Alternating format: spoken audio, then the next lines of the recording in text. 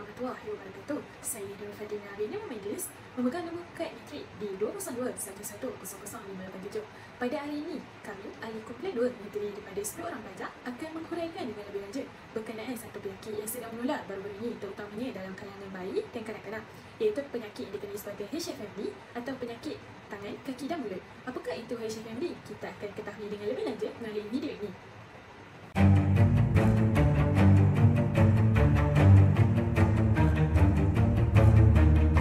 Sekarang ini negara kita digemparkan dengan satu lagi fenomena baharu, iaitu penularan penyakit HFMD. Apa itu HFMD?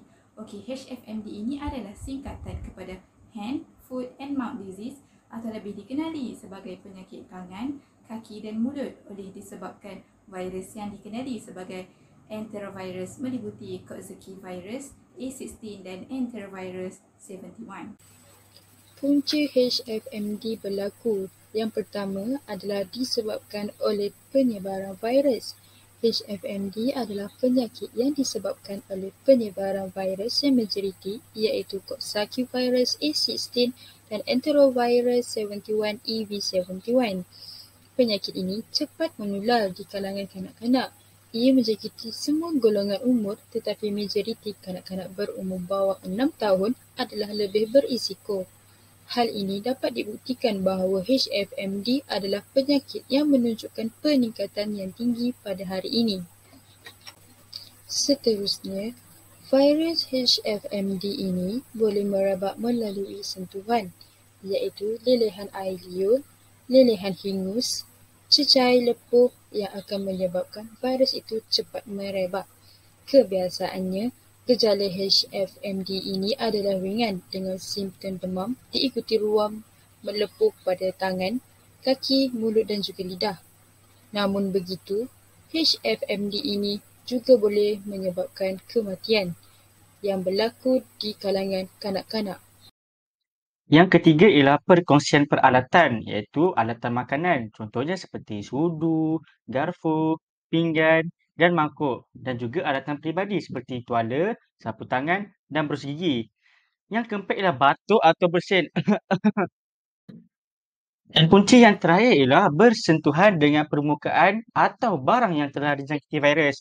Sekadar peringatan, pesakit boleh menyebarkan virus dalam tempoh seminggu ia mengalami gejala dan tanda-tanda penyakit HFMD. Bagi tanda-tanda pula, HFMD selalunya bermula dengan gejala demam, iaitu badan tidak rasa sihat dan kurang selera makan. Seterusnya, 2 ke 3 hari, bintik-bintik merah akan bertukar menjadi ulcer yang mula muncul di dalam mulut. Kebiasaannya, apabila muncul ulcer di dalam mulut, pesakit akan mula merasa sakit tekak. Bintik-bintik merah juga akan mula muncul pada bahagian tapak tangan dan tapak kaki pesakit dan kebiasaannya ia tidak akan gatal.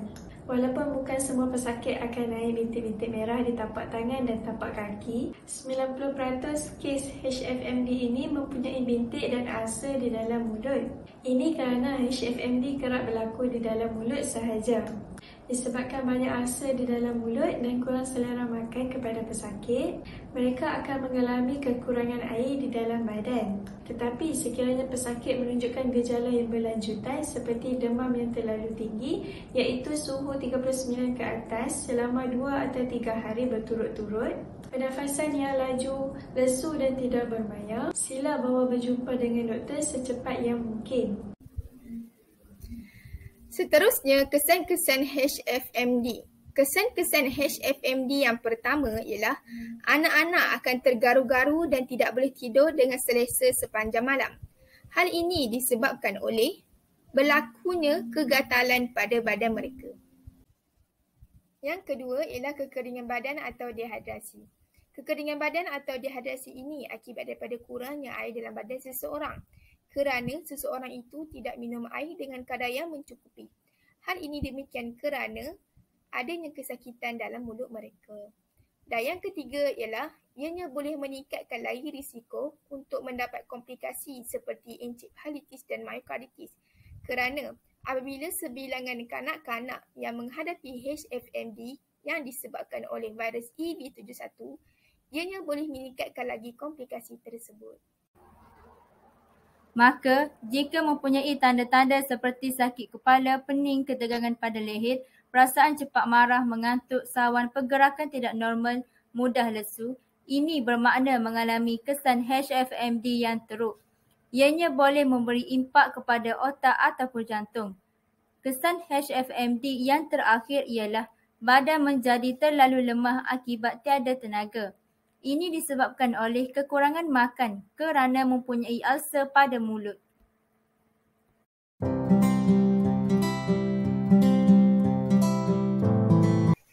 Antara langkah-langkah pencegahan gejala jangkitan tangan, kaki dan mulut HFMD ialah yang pertama, penjagaan kebersihan diri.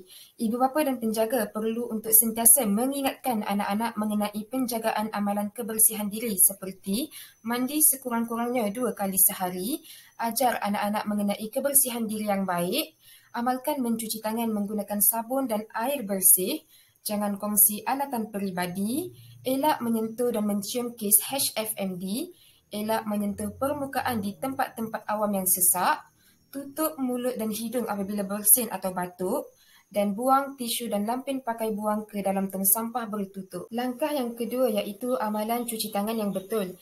Ibu bapa dan penjaga seharusnya meningkatkan kebersihan diri serta mengamalkan tabiat mencuci tangan dengan betul menggunakan air dan sabun sebelum menyentuh anak-anak, sebelum menyediakan makanan, selepas ketandas, selepas menukar lampin dan mencuci najis anak. Ini adalah penting bagi mengelak penyebaran penyakit HFMD. Langkah yang ketiga iaitu pemeriksaan atau saringan di pintu masuk taska, tadika, tabika, prasekolah, sekolah dan rumah pengasuh bagi memastikan hanya kanak-kanak yang tiada gejala jangkitan tangan, kaki dan mulut HFMD memasuki premis dan berinteraksi dengan kanak-kanak lain. Langkah yang keempat iaitu elakkan berkongsi barangan peribadi seperti berus gigi, cawan, tuala, sudu dan lain-lain lagi dengan pesakit. Hal ini bagi mengelak penyebaran penyakit HFMD. Langkah yang kelima ialah cuci semua alat permainan dan permukaan lantai, kerusi dan meja yang tercemar dengan air liur kanak-kanak yang dijangkiti. Hal ini adalah bertujuan untuk mengelakkan daripada virus HFMD daripada terus merebak. Langkah yang keenam, penjagaan kebersihan persekitaran. Ibu bapa dan penjaga hendaklah sentiasa memastikan persekitaran dan suasana sentiasa berada dalam keadaan bersih bagi mengelakkan jangkitan virus HFMD. Dan langkah yang terakhir ialah nyakuman permukaan-permukaan yang tercemar dengan menggunakan peralatan yang sesuai seperti cecair pembasmi kuman bagi mengelakkan jangkitan.